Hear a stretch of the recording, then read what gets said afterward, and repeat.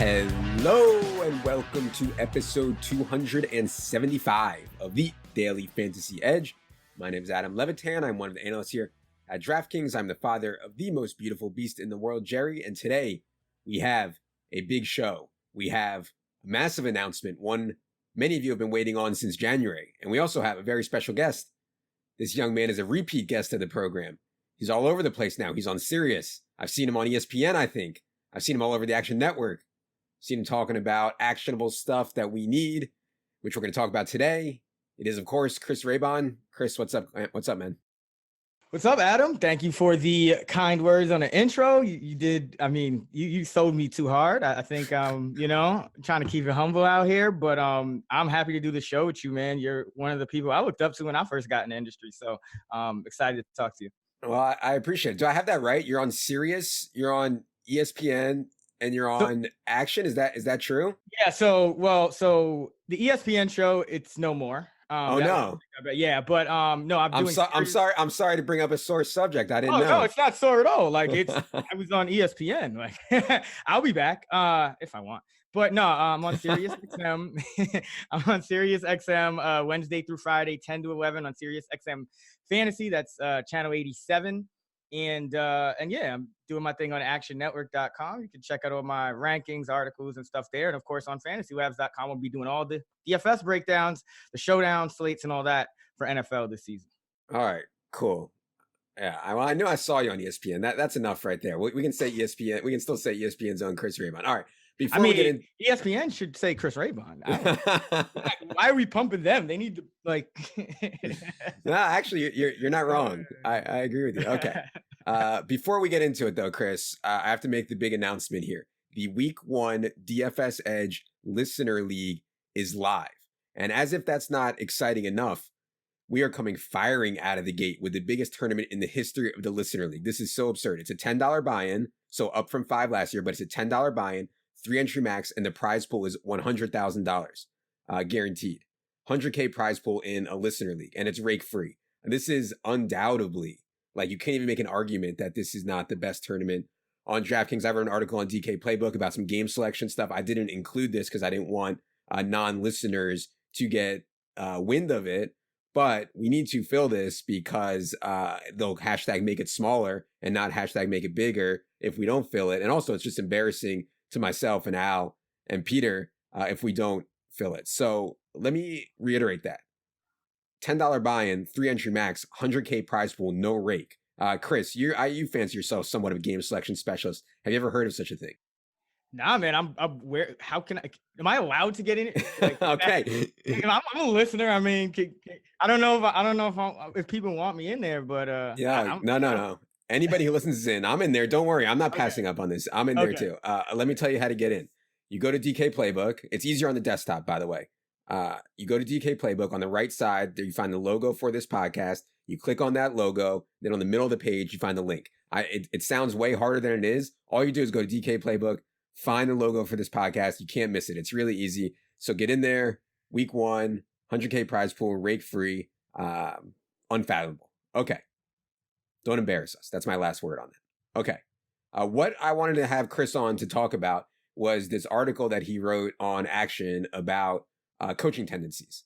And I believe that the best coaches are scheming towards their best players. And some of the coaching tendencies that we hear about are narrative driven, are not true. Bruce Arians doesn't throw to his tight end. He's never had a tight end like OJ Howard, right? So like stuff like that, I'm willing to discard. However, the stuff that Chris talks about is more data driven and I think more sticky from year to year. So we're going to get into it here. We're going to run through how many teams do we have here? We got at least 10, maybe a little bit more teams, and talk about their coaching tendencies and how it affects certain players on their team. Chris, let's start with Atlanta, where we know that Dirk Cutter is taking back over for Steve Sarkisian. I've been really high on Devontae Freeman from a health perspective, from an enhanced or an upgraded offensive line perspective, from a really good offensive environment perspective, from Tevin Coleman gone. What about the coaching situation? How do you see Dirk Cutter affecting Devontae Freeman?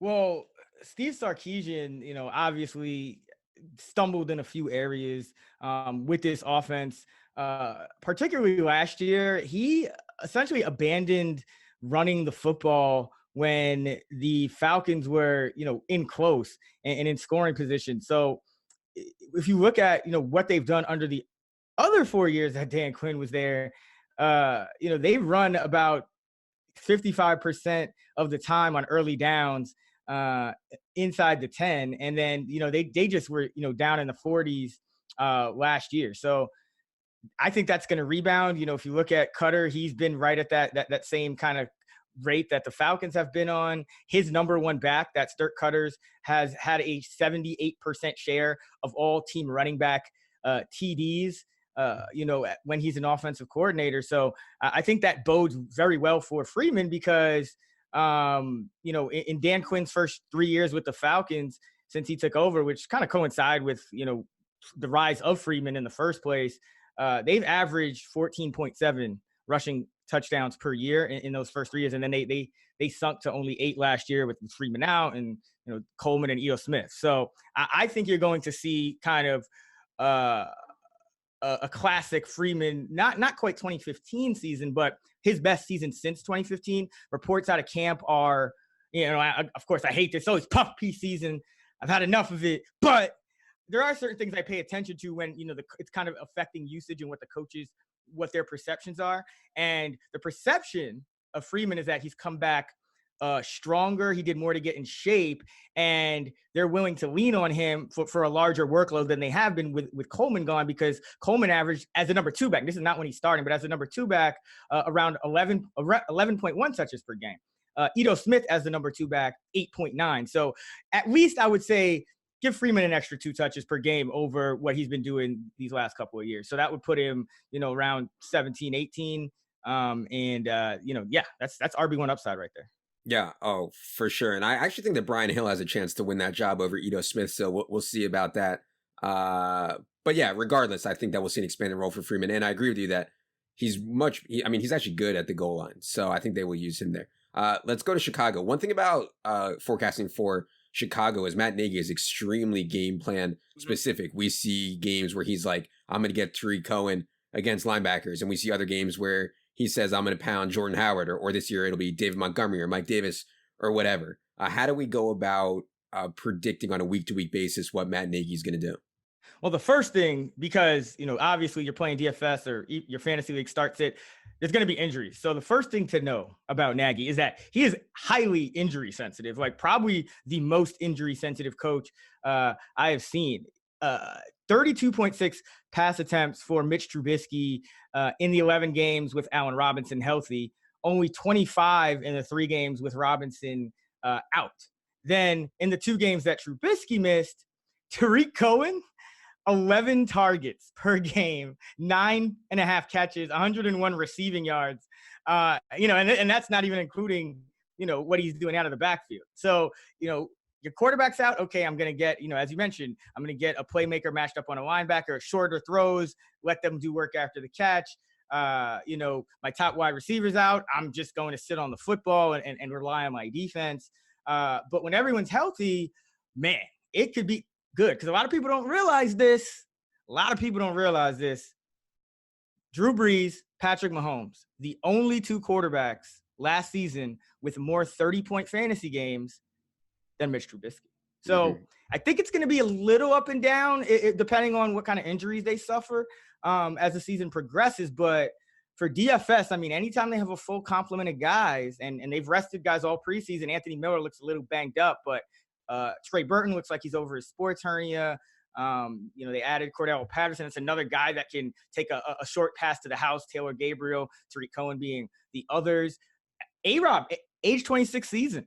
That's when wide receivers peak. He's a year removed from his ACL tear. We know the ceiling that he has. And by the way, A-Rob, it's kind of another one of these things with like Cohen being overvalued a little bit with the splits because he had those 2 monster games with Daniel. I think A-Rob is a little undervalued, because if you take out the games with Daniel and you add that the playoff game against Philly, which you're going to face a matchup like Philly once or twice a year at least, just terrible corners. Now you're looking at A-Rob slash line, 4.8 catches, 65 yards, and 0.42 touchdowns versus you know, his regular season line, which was significantly lower, you know, in the 50s for yards and in the threes for catches. So I think A-Rob has tremendous upside, but bottom line is I think it all helps Trubisky, DFS, late round quarterback in season long leagues, ton of upside there.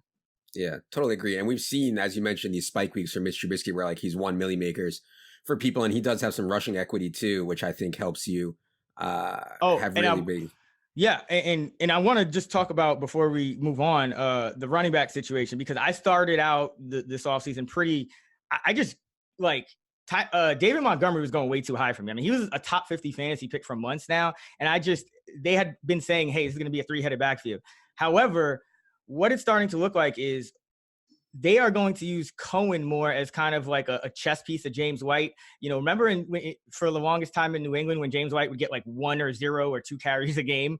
I think that's how they're going to use Cohen more. And, you know, this is kind of evidenced by the fact that last year, Jordan Howard, highest rate of snaps pass blocking of any running back, Tariq Cohen lowest rate. So he already wasn't being used as a traditional running back on passing downs. Now with 2 backs in Montgomery and Mike Davis coming over from Seattle, they have 2 backs that can catch, that can block, that can do it all in the shotgun. So they can kind of just move Cohen around and don't have to treat him like, you know, a running back per se, which then opens up the backfield for Montgomery to get, you know, 12, 13, 14 carries a game, and Mike Davis to still mix in for like 6, 7, 8, like he did in Seattle.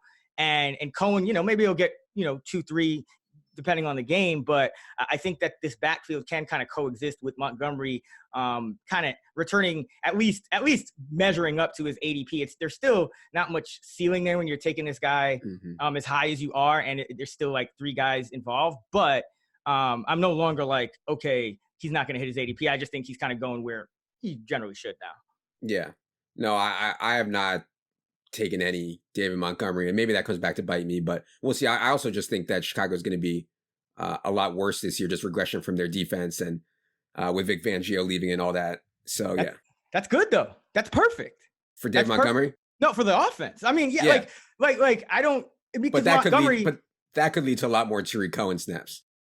But remember, Tariq Cohen doesn't have to play in the backfield. Yeah. That's like, I mean, my view of Chicago offense is it is about to explode. Like, I think that it's kind of like a poor man's Rams situation where we don't have as much respect for Jared Goff as maybe some of the other quarterbacks in the league. And so we wait till it happens. And when it happens, like, oh yeah, that makes sense. You know, all these weapons and the coach. This is that offense. Like this, Matt, like they went 12-4. They were near the top of the league in points, with kind of guys being injured, and Trubisky in his first offseason without Fox, and just like, they were impressive, all things considered. Allen Robinson, obviously not himself. I mean, I just think this is prime for expo. I am kind of regretting not getting as many Montgomery shares. I'm taking A-Rob.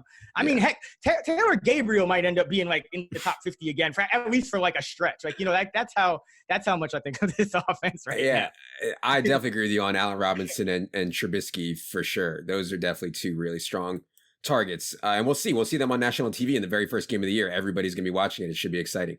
Let's go to Cleveland, where some people call him Todd motherfucking Monken, or MF and Monken. Shout out to my partner at Establishing Run, Evan Silva. But Todd Monken is now coordinating Cleveland's offense. I'm curious. We know he's very aggressive. We know he is pass-centric and vertical. I've seen a lot of people down on David Njoku. I'm high on David Njoku's talent. I think the concern is that there's not enough targets to go around. Where do you come down on Monken and Njoku? I mean, this whole offense is, and I know you can bleep this out, so I'm gonna just say this whole offense is about to. This whole offense, everyone like Rashard Higgins, David Njoku, they all like, you don't understand how good Baker Mayfield was in year 1. Like for context, Freddie Kitchens takes over. They have it, so we have an 8-game sample with Mayfield. This guy, a tenth of a yard per attempt, a tenth of a yard less than Mahomes in YPA for the league lead. 10 yards an attempt to guys like Callaway, Higgins, Brashad Perriman. You got Brashad Perriman a whole nother contract. He targeted Jarvis Landry about 10% less. Landry's yards per target went from under 6 to over 8. He knows how to spread the ball around. He has weapons everywhere. And guess what? You got to cover Odell Beckham with 2 guys, maybe 3 guys sometimes. You got to cover Jarvis Landry on third downs, probably with 2 guys. You still have to worry about the threat in the backfield because Nick Chubb, one of the better runners in this league. And you have a quarterback that knows exactly where to go with the ball. What do you think is going to happen? This dude Njoku is going to eat. Like, he's just going to eat. Like, this is like, to me, I liken it to an Eric Ebron situation where he could get 4 targets and one of them would be a touchdown every game. Because if you look back at MONKEN, who, by the way, because you spoke about Jameis and the Bucks at the top, Bruce Arians, I'm down on them because, first of all, it's not Arians that's the OC. It's Byron Leftwich. Okay, this is Arians kind of saying, here, Byron, go, like, you know, you do your thing, use my name, but this is your offense. The first thing Leftwich says is, hey, we need to dial back Jameis. We need to make him make smarter decisions, take the dump off. Well, guess what? Jameis Winston never had a top 10 fantasy season, and he still doesn't because, yeah, the Bucks combined to finish as the QB2 last year, Winston and Fitzpatrick, but Winston got benched too much to actually finish in the top 10. So if last year wasn't the year, I don't think this year is going to be the year for Jameis Winston. But Ryan Fitzpatrick also never finished in the top 10. So Todd Monken took 2 quarterbacks that never finished in the top 10 in fantasy and led them to a combined QB2 finish. Now he's with a dude who finished a 10th of a point behind Patrick Mahomes over the last 8 games of last year and got all type of ghost receivers contracts. And like, what do you think is going to happen? Everybody is going to eat. So I'll just give the numbers because I know that was a rant and there was really no data behind it. But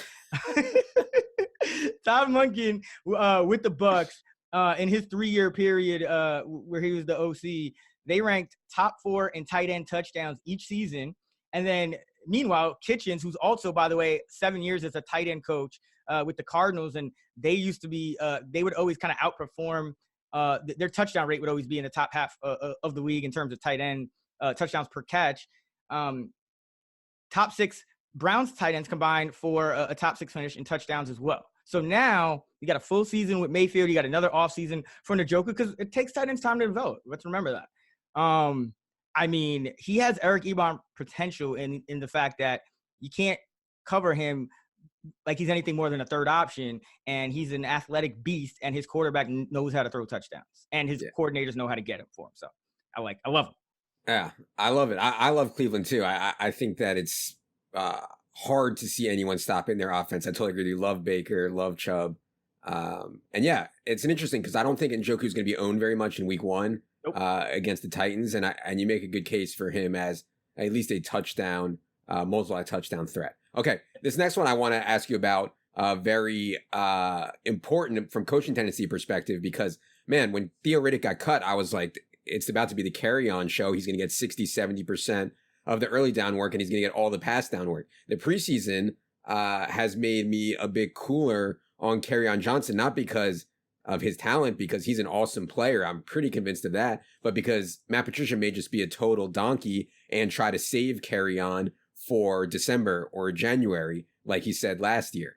Where do you come down on how Patricia impacts Kerryon's usage? Well, the thing about Kerryon is, I mean, he'll actually be there in December or January. Patricia, maybe not. But no, I'm pretty low on Patricia still. I think he needs to prove himself in this league, that he's not just another, dude who worked under Belichick and got kind of a outsized reputation. But if you look at his tendencies in terms of his running back usage, first of all, they hired Darrell Bevell. Darrell Bevell, in 12 seasons as an offensive coordinator, his teams averaged the 9th most rush attempts, 24th most pass attempts. Matt Patricia has made it clear that they want to be run heavy, 2 tight end based team. That's why they got Jesse James. It's TJ Hockenson and it's Jesse James. They spent a lot of, between free agency and the draft, a lot of capital to upgrade those tight end spots. They want to be a 2 tight end based team, and they want to run the ball to hide the defense. And this is straight out of the horse's mouth in Patricia. They want to hide the defense. So, and they want to be a little bit more matchup specific. So that is something to keep in mind for DFS. I think there will be games where they say, okay, Danny Amendola has a matchup on a linebacker or a nickel corner that's too big and stiff. We're going to target him 8 times, like 10, or, like that's going to be the kind of offense this is. I think Kerryon's still going to be the centerpiece because they're going to be so run heavy. He averaged 16 touches a game after his first game, so the last 9. But the one concern, I think this applies a little more to FanDuel and a little more to standard fantasy leagues because touchdowns are more important. But while Kerryon was active last year, now remember the OC is gone, but Patricia, it seems like a Patricia thing. LeGarrette Blount handled 75% of the carries inside the 5. And then they went out and signed essentially a similarly fat dude in CJ Anderson, who is going to slide right into that Blount role, and that would probably include goal line work. So is Kerryon Johnson talented enough to not really need too many carries inside the 5 to still score touchdowns? Absolutely. I wouldn't be too worried about him in that sense. I just think that it could cap some of his upside in leagues that rely on touchdown scoring a bit more. But in PPR, I think you have to like him even more because Theo Riddick averaged 1.5 targets per game on third downs last year under Jim Bob Cooter. And with Riddick now cut, as you mentioned, Adam, I think that's going to go to Kerryon. I think that's one of the reasons they cut Riddick because you're just taking Kerryon off the field in situations where he can excel. And I think they are fine with, hey, if we have a lead, and who knows if they will, we're fine with banging CJ Anderson into the tackles 10, 15 times a game. But we know our defense isn't that good. And so we're going to be passing, we're going to pass when we have to pass. And when we do, we want Kerryon on the field. So I think it's a good situation for Kerryon. I think CJ Anderson in like a standard fantasy league, I think probably finishes as a top 50, maybe even top 40 back, just depending on the touchdown variant. So this is going to be a run heavy team. Galladay and Jones are a little bit the guys I'm worried about because it's going to be kind of like a shot play team that I just don't know if they're going to be super predictable on a weekly basis. So I guess that's good for tournaments, but in like a regular fantasy league, I'm mostly fading, especially Galladay, because I just think there are so many other top 24 guys that are going to be more consistent.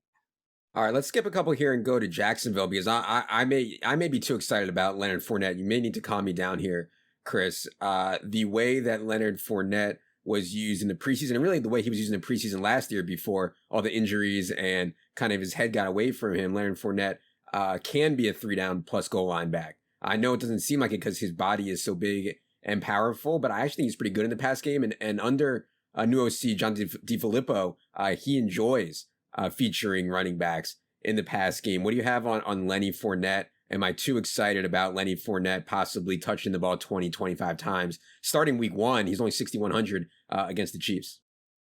Yeah, I love Fournette. You're not too excited about him. DeFilippo essentially got fired for passing too much in Minnesota, or passing more than Mike Zimmer would have liked, especially given the fact that Minnesota, like Jacksonville, has a pretty top tier upper echelon defense, although they did stumble out the gate last season.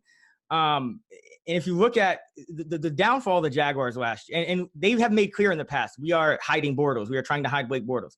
So their downfall with the Jaguars last season was that if they gained even 1 yard on first down, right, so 2nd and 9 or less, they ran the ball over half of the time.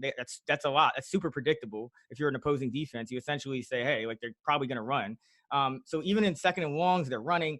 Fournette averaged 1/3 of Fournette's total carries came in those situations. So that's why his YPC was so bad, because he averaged only 2.5 yards per carry in these predictable 2nd and long situations. And over 1/3 of his carries came from that. So this year they have DeFilippo, who passed at the 4th highest rate in the league with Minnesota in those situations.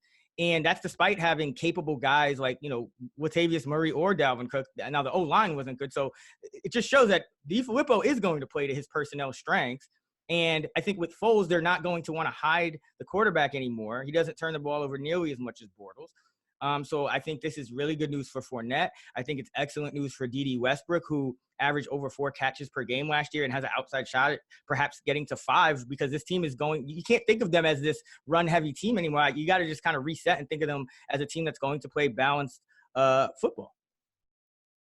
Okay, one of the most controversial running back situations in the league, polarizing. Well, how will the Rams handle Todd Gurley. Some people think that the knee situation is overblown. The way he was used down the stretch last year is overblown. Other people think that Todd Gurley is going to miss games. He's going to rest. He's only going to touch the ball 15 times a game because they're going to play Darrell Henderson and Malcolm Brown. People think that if Todd Gurley misses time, that it will be Malcolm Brown, not Darrell Henderson, who fills the role. There's a lot to unpack here. What do you have on coaching and how the Rams are going to handle Todd Gurley? Okay, so they gave him 19.8 carries and 5.3 targets a game over the first 10 games last season. That at that point, they entered the Chiefs game. Todd Gurley, supposedly that's when he aggravated his knee for the first time. From that point on, 7 games, including the postseason, 12.6 carries, 3.3 catches per game. So about 15.9 touches per game once he aggravated the knee. Now, Malcolm Brown, over half of his carries as a professional have come in the fourth quarter with more than a 1-score lead. So that kind of shows you exactly why they picked his option up, because guess what? The Rams are favored in 13 of the first 15 games, according to Look Ahead lines. And I believe the other 2, they're pick'ems. So, Sean McVay knows that they have to plan for what they're going to do when they're up in games. And they don't want to trot out their superstar for senseless banging between the tackles. That's going to be Malcolm Brown's role.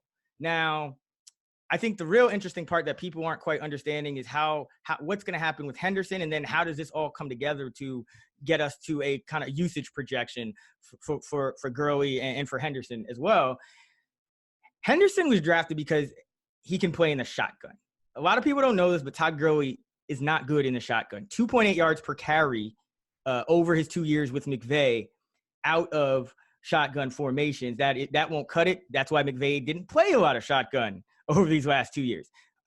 However, McVay's not silly. He knows it's the modern day NFL. You need to have a formidable shotgun attack. And so Henderson was drafted specifically for this role. That means if the Rams find themselves in hurry-up situations, 2-minute situations, you are going to be more likely to see Darrell Henderson. You are going to see a decrease in Todd Gurley's receiving game usage. And he will lose, I think he was averaging a little over 3 or 4 shotgun runs per game. He'll lose a couple of those as well.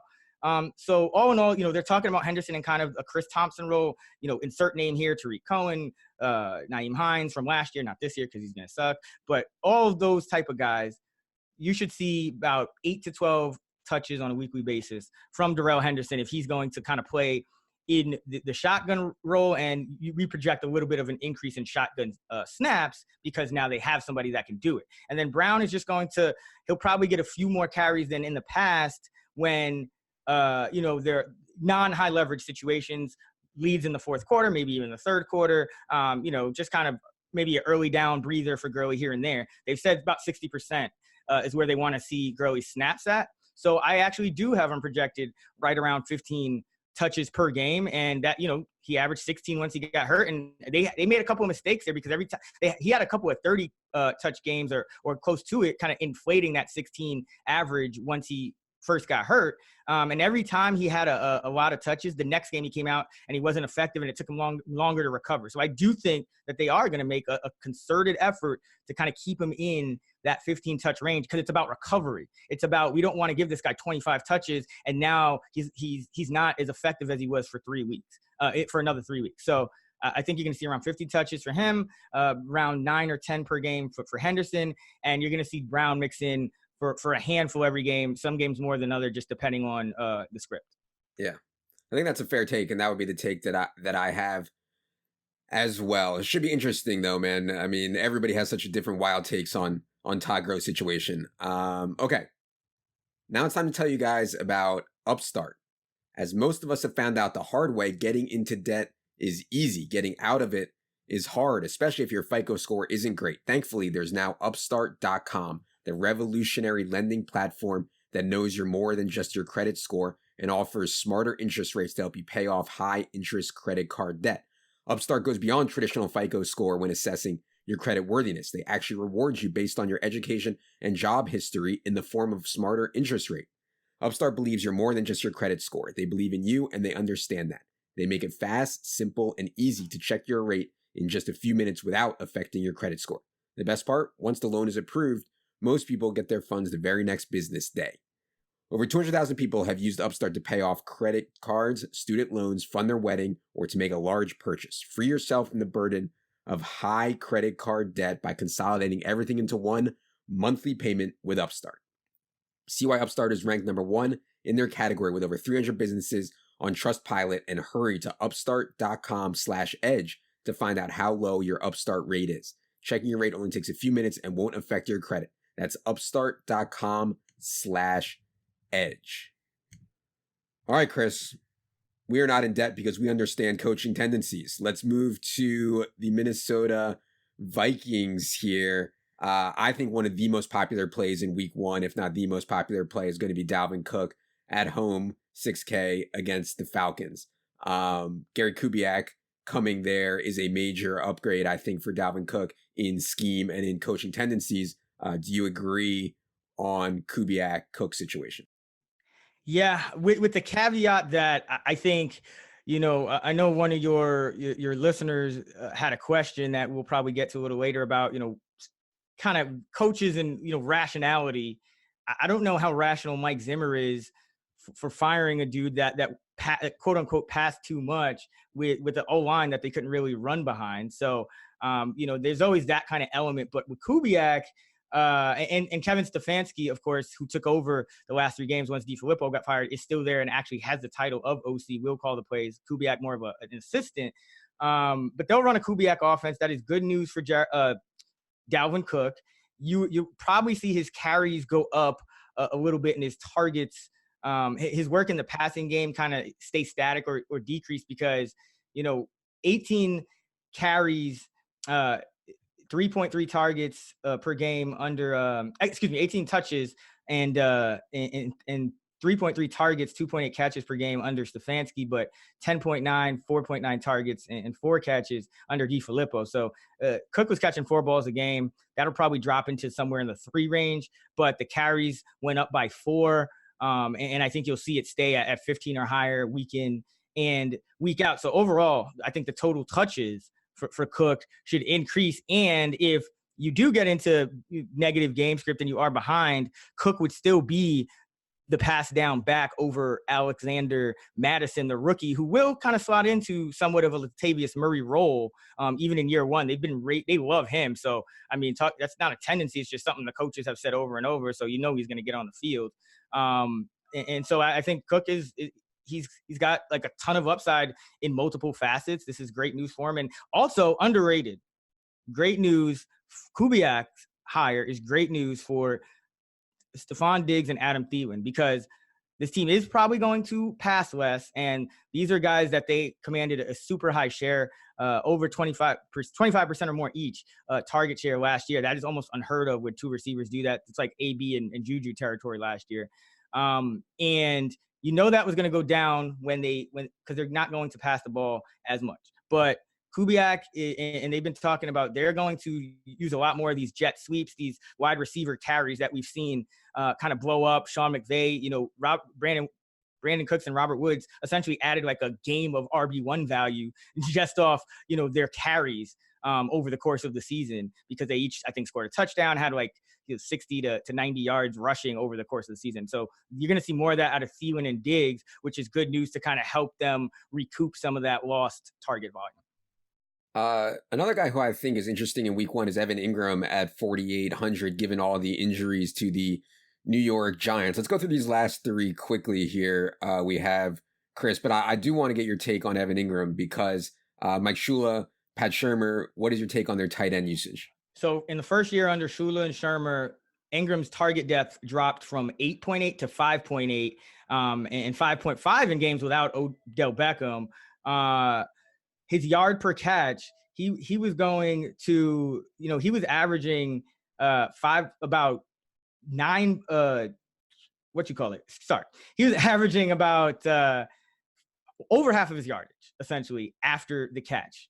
And they use him like a running back, almost. They're dumping it off to him and letting him do a lot of the work. And even if you kind of regress his yards per catch, which was higher than you would expect last season, his yards per catch would drop to about 10 from 12.8, but he averaged 5.5 receptions per game under Shula and Shermer without Odell Beckham in the lineup. So that, however it evens out, you should see no worse than what you got last year out of Ingram, with a chance to kind of ascend into that volume level of a guy like a Kittle, because 5.5 catches, that's what George Kittle averaged last year. And when he set the all-time record for tight end receiving yards. So that gives you an idea of the upside for Evan Ingram. A big, I think, kind of hot button topic in the fantasy world is, will Miles Sanders be a feature back, or will he not? And I get that Philadelphia has consistently run a running back by committee under Doug Peterson. However, this franchise is not one that just throws around draft picks at running backs. I don't believe they've used a top 4 round running back pick since LaShawn McCoy. So for them to use a second round pick on Miles Sanders, I think speaks volumes. He has been undoubtedly the best back on their roster throughout camp, based on all reports, based on the preseason. I think it's sooner rather than later that Miles Sanders has a big role here. I'm curious your take, though, on what's going to happen with the Philly backfield. Yeah, so if you look back at Doug Peterson, head coach of the Eagles, he's always had a kind of big back, 2-down grinder type guy between 10.8 and 11.9 carries per game, whether that's Ryan Matthews or Garrett Blount, Jay Ajayi. They've always been in that essentially 10 to 12 carry per game range. I think that's a fair benchmark for Jordan Howard. Philly backs averaged 23.5 carries and 6 targets under Peterson in his 3 years. So that leaves another 11 to 12 carries and 5 targets up for grabs. Now, you got to figure Darren Sproles probably gets, at least in like 2 to 3 carries and 2 to 3 targets per game. So you're looking at Miles Sanders probably opening the year a little bit underwhelming in that 7 to 9 touch range. That's what it would leave him. Because they also have a bunch of pass catching weapons. So I don't think they're going to necessarily run more or use the running back even more, because they just have so many weapons. But I do think that Sproles, given his, how his age and the fact that you can still use him on returns and you don't have to always use him on the offense, as long as Sanders plays well in the role that he starts out with, I do agree with you that you're going to see him kind of pull even in terms of touches per game with Howard, and more of Sanders' work is going to come in the pass game. But I do think, given his average draft position, you're taking some of the ceiling out of it because, again, these 3-back committees, there's just not a high ceiling until one of them disappears. Mm-hmm. Yeah. Well, we'll see. I think Jordan Howard will disappear sooner rather than later, but I guess we'll have to see. Good thing about DFS is we can evaluate on a week-to-week basis. We don't have to worry about this silly 5th-round average draft position, et cetera, et cetera. All right, last one we're going to hit on before we get to listener questions, Chris. The San Francisco 49ers. We know their backfield has been cleared out somewhat, with Jerick McKinnon aggravating his knee injury. Would surprise me at this point if Jerick McKinnon plays at all this year. It leaves us with just Tevin Coleman and Matt Breida. Matt Breida, I mean, I've been a fan of his for a while. Tevin Coleman had chances in Atlanta, didn't exactly capitalize on them. I think Kyle Shanahan likes Tevin Coleman. I think Tevin Coleman will start, but I could see this being really hot hand and really even. What do you think about the RB usage in San Francisco? So Shanahan's starting tailbacks last season averaged 12.9 touches per game.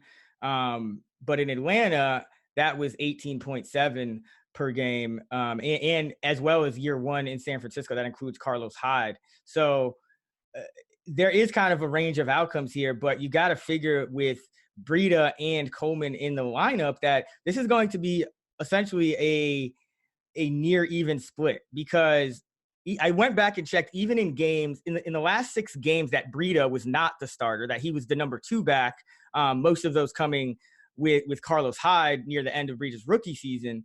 Shanahan, in 5 of those 6 games, gave Breida either 12 or 13 touches in those games. So that tells me that these starting designations don't really matter.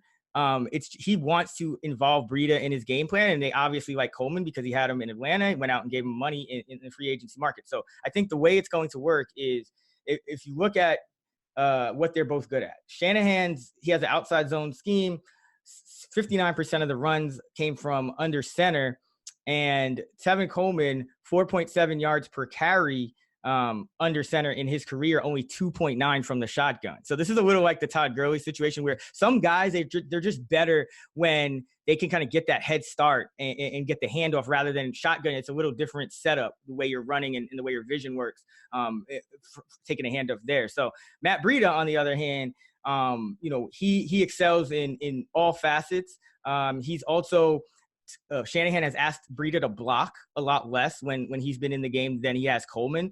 And Coleman, Shanahan has said he sees him as kind of a short yardage guy because he's 20 pounds heavier than Breida. So I think you're going to see Coleman with the goal line work, Breida with more passing down work. Ran a beautiful route 2 weeks in a row in these preseason games. Last week it paid off for a touchdown. The week before, Jimmy G got picked and no one noticed.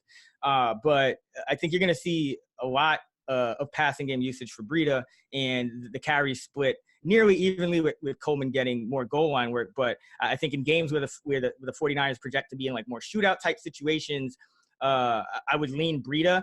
And in games where the Niners are, heavier favorites and against the weak run defense, I would lean Coleman, because I think he's going to get more work under center and between the tackles.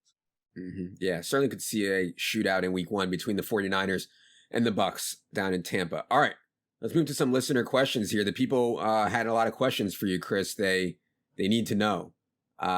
Question 1 comes from PacFan1112. He says, what are some NFL stats that hold the most weight for you, and where do you find them?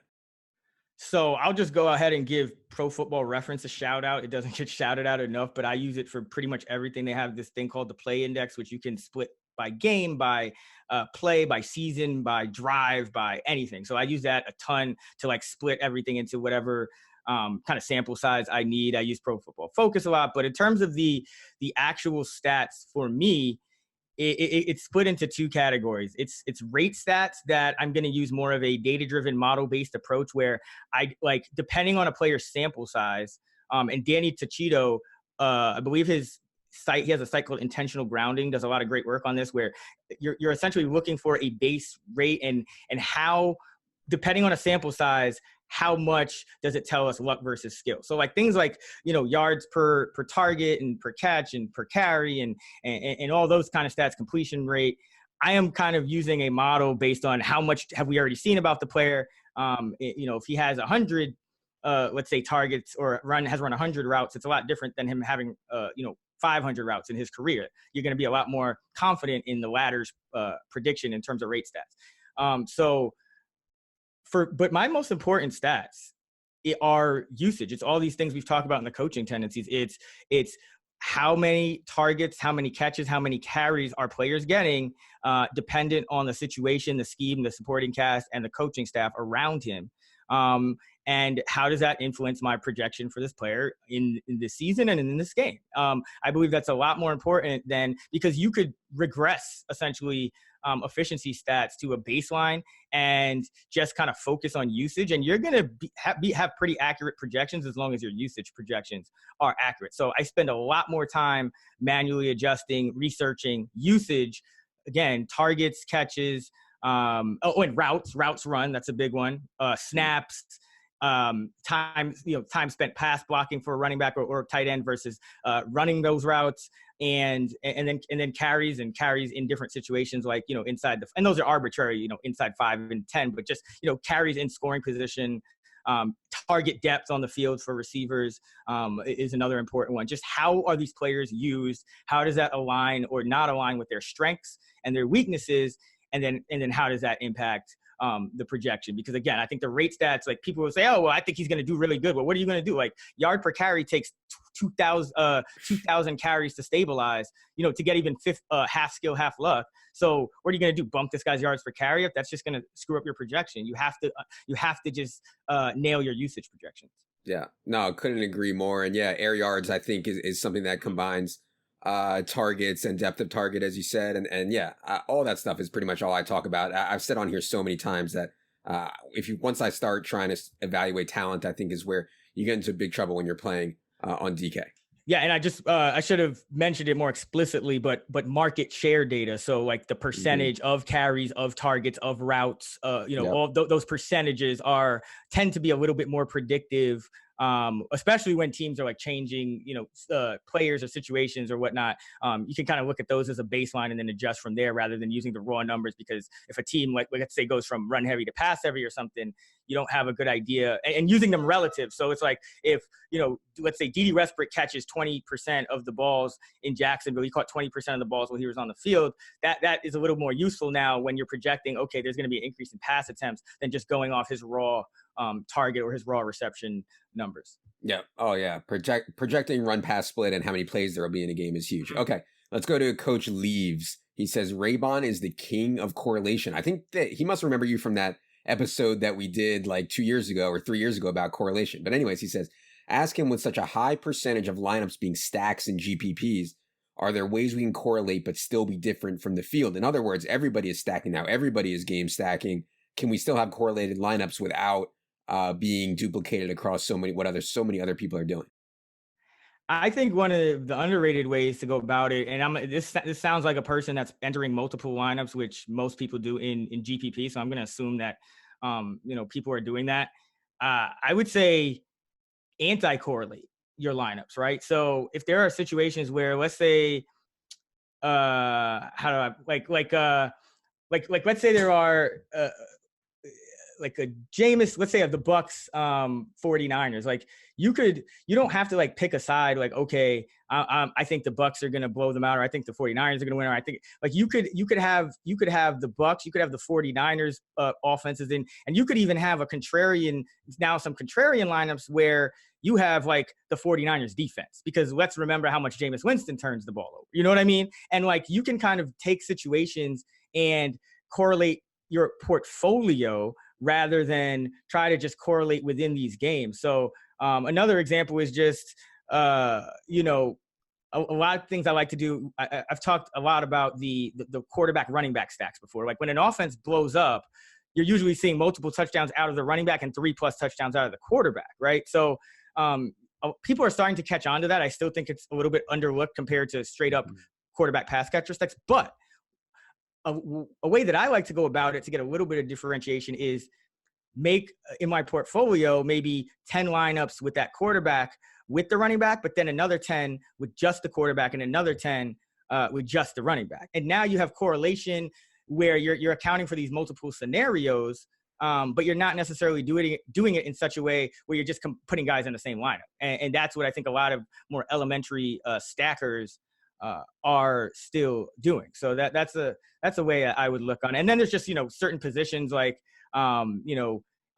defense, running back, some people know about it, some people don't. Obviously opposing pass catchers.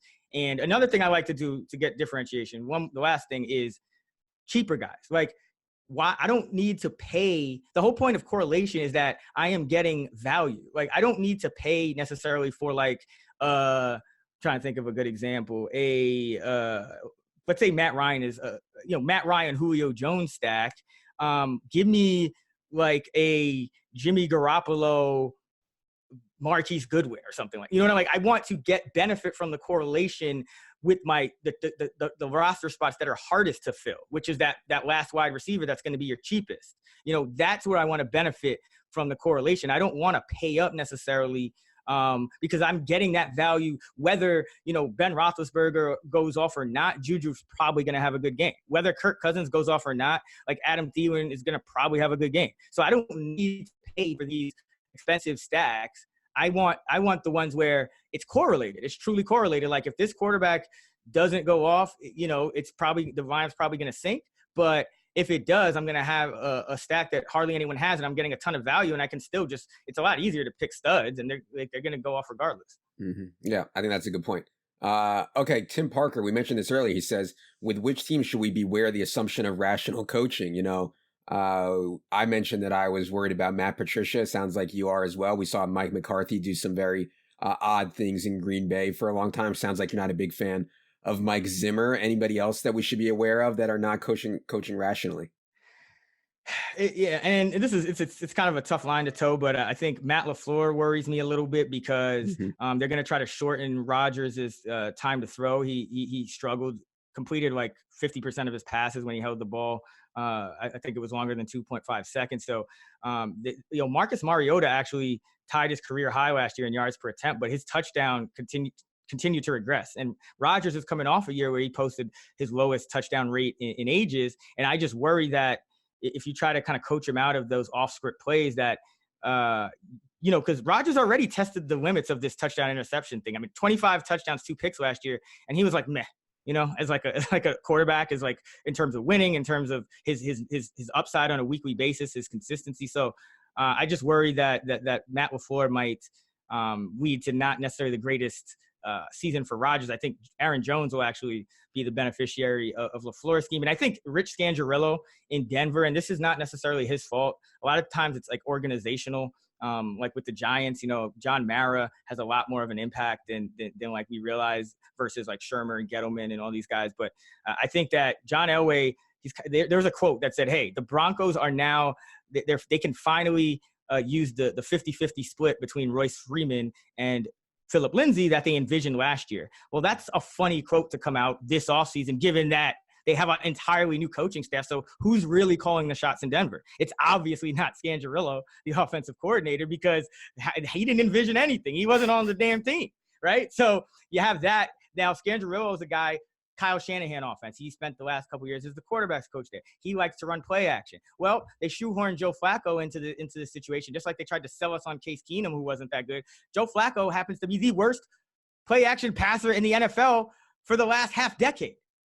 So I just worry that Scangarello is going to try to run his stuff, and they didn't give him the right players for it, and they're going to try to make him use this committee at running back when it was clear that Lindsay is the better back. I mean, first, second, and third down, he had a better success rate than Freeman, averaged 1.4 yards per carry more than Freeman, caught the ball better than Freeman. Everything about him is better than Freeman. Why are you trying to give Freeman more carries? Like, it just doesn't make sense. So that's a big red flag for me as well. Yeah, I do think Denver's defense will be significantly improved, but offensively, I agree with you. They scare me a little bit. Okay, this question, I don't know where this one came from Wilbur Lawrence. I don't know if this is like one of your things or something like that, but he asked, why doesn't Fabulous get more love as the greatest rapper alive? I actually, I wasn't familiar with Fabulous before we did this. I YouTubed some of his work. He seems fine. Why, are you like a big Fabulous fan or something like that? Is that why this question was asked? Well, first of all, it's Fabulous, so he misspells it. So it's Fabulous. It's not you. The U is, there's an O where the U should be. And it actually came about when he was freestyling one day. He just like said FABOLOUS, like that's his little thing. But he didn't know at the time that he spelled it wrong, and that became his name. But no, he's I'm a big Jadakiss fan. I'm a big Fabulous fan. A lot of these older like punchline artists from New York, Lloyd Banks when he was in his prime. I just think the reason he's not considered one of the greatest alive is, as a rapper, I think you need to be polarizing or die to be considered in that list. Like, Lil Wayne is polarizing. Jay-Z is polarizing.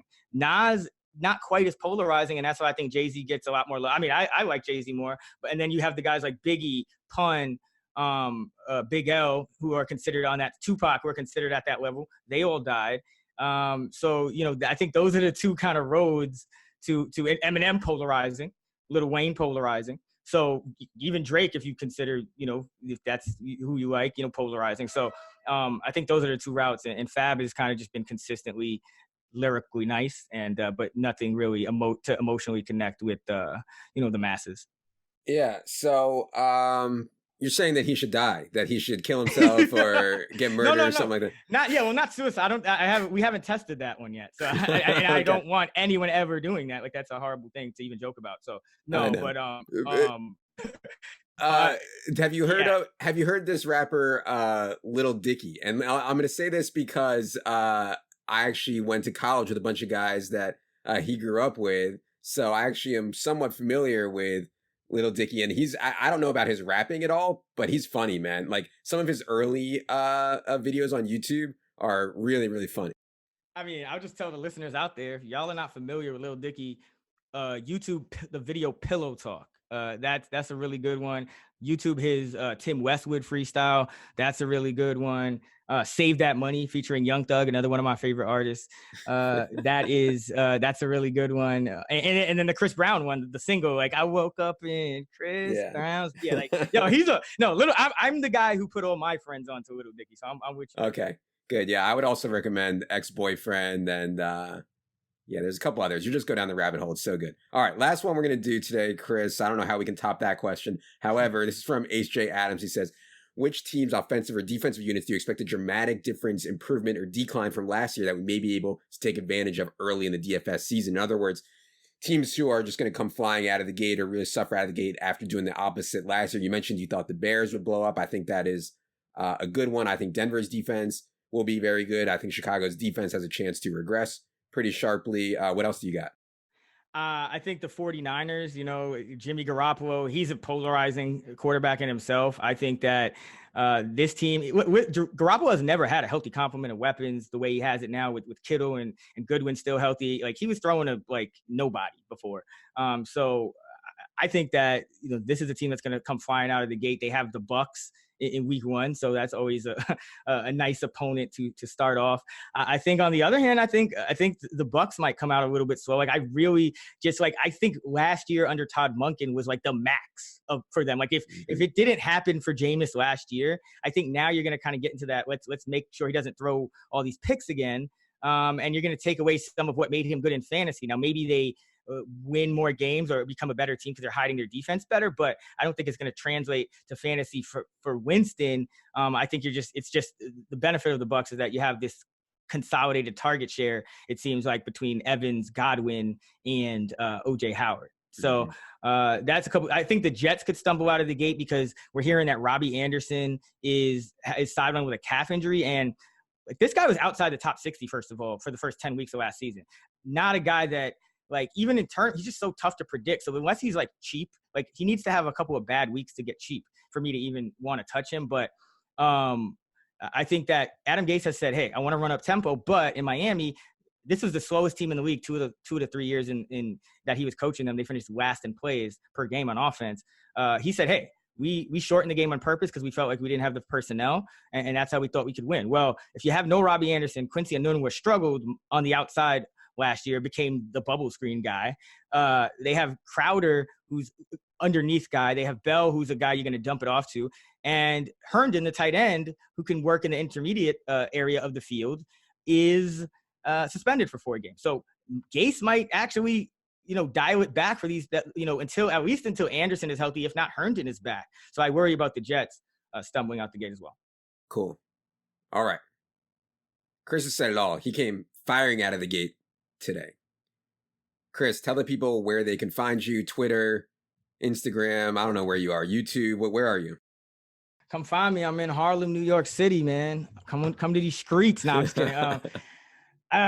Twitter is at Chris Raybon, ChrisRaybon. I, as mentioned, do Sirius XM Fantasy Radio, channel 87, Wednesday through Friday, 10 to 11 a.m. And check me out at actionnetwork.com/Raybon. All right. That's going to do it.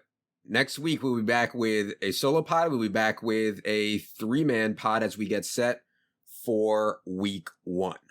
For Chris, for Jerry, for producer Luke, I am Adam. Good luck, everybody.